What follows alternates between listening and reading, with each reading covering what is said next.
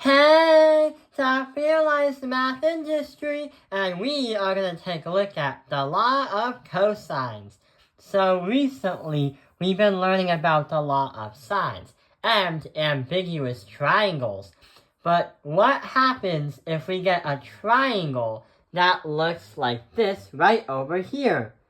Find the measurement of angle C.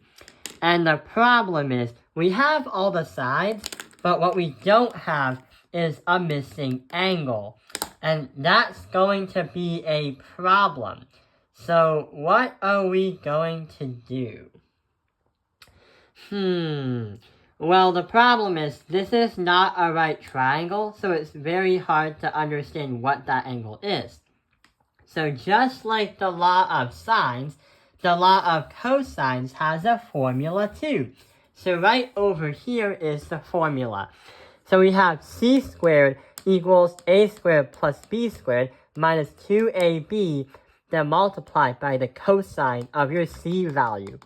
And what it's saying is, if you know the sides of a triangle, even if it's not right, then you'll know by using the rest of the formula to find any angle in the triangle, and you can find them even if they're not a right triangle, or if you do the formula with the Pythagorean theorem, because it's not a right triangle. The formula for the law of cosines usually works when it comes with the side, and if we also know the angle, side, angle. So about the triangle congruency, side, and angle, side, angle is going to work. Sometimes you will see side, angle, because sometimes the law of cosines is going to be used when the law of sines can't be used, because that's what forms an ambiguous triangle, or also forms a triangle that doesn't exist. So for side, angle, we might have to use the law of cosines. Let's try to do an example problem below. So find the measurement of angle C. Let's try to plug this into the formula and see what happens. So c squared equals a squared plus b squared. So we are going to write the c squared is 4. So 4 squared is going to equal 12 squared, because that's a, plus b squared is 15 squared. Then we have to subtract that by 4 times b, which is going to be 15. And then we have to find the cosine of c, which is we don't know. So what we're going to do is try to solve for the cosine of c. So about the law of cosines, this particular formula is going to get people into a lot of mistakes because you have to use order of operations to solve it out. For example, let's try to multiply everything out first. So negative 2 times 4 times 15 is going to be negative 360. And then we have to find the cosine of whatever that is. If we take a look at the other side, where everything is in addition, 12 squared is 144. 15 squared is 225. And 4 squared is 16. If you do this and that, and subtract the 16 all together, you get negative 353 minus the 360 cosine, whatever that question mark is. So here is what's going to happen. So what we do is that negative 353 is going to go on the left side, and then it's going to be equal to negative 360 multiplied by the cosine of the question mark. So then, since these two are being multiplied, we have to divide. 360 as a negative, and divide this as negative 360. Now, we get 0.98 is going to equal the cosine of our question mark. And what do? We have to inverse the cosine to put it as a negative 1. And when you try to find the inverse of that number, the second cosine of 0.98, you get 11.47. Your math teacher will also accept 11.3, but what we got is 11.47, and that is going to be in degrees.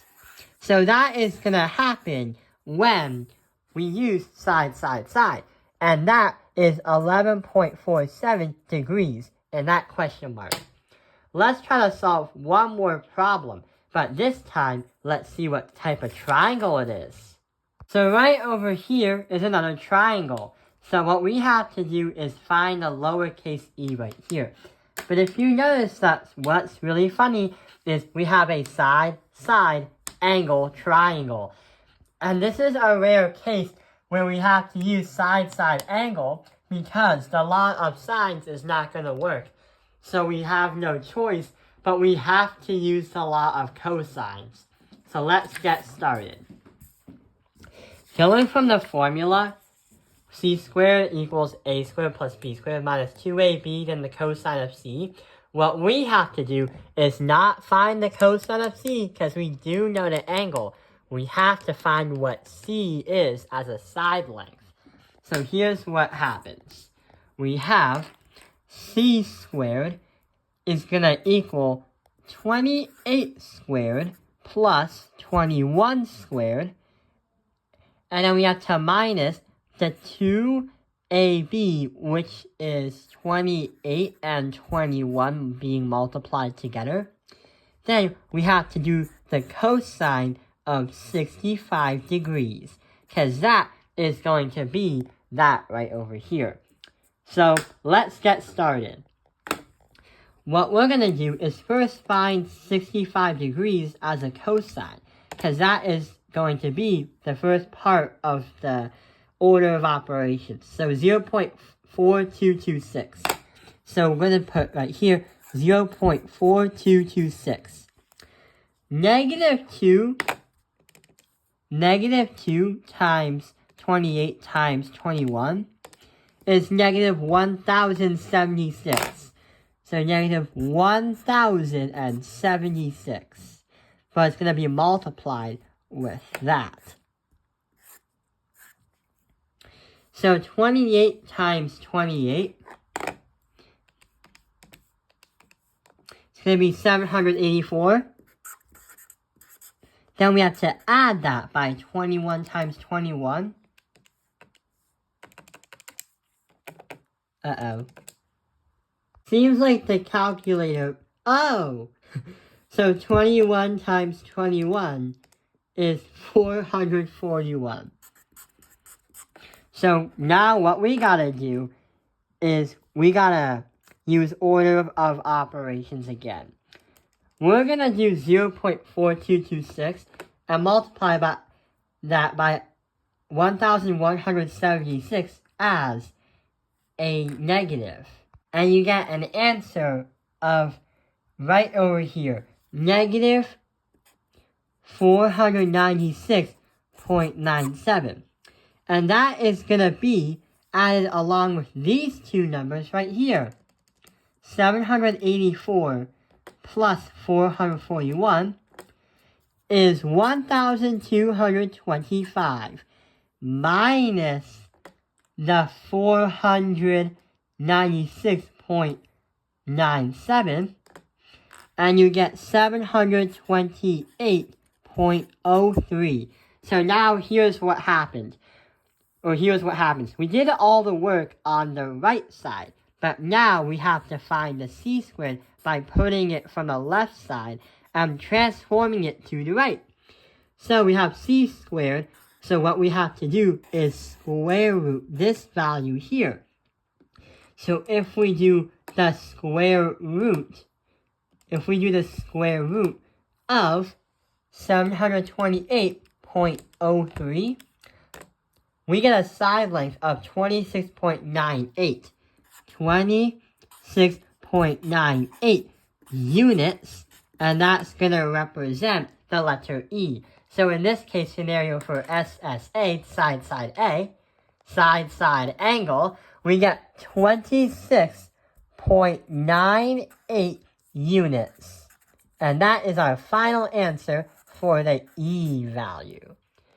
So yeah, we did it! We know how to understand the law of cosines formula, how it can be used with SSS, ASA, and sometimes SSA, and understand how we can find any side or angle of a triangle even if it's not a right triangle.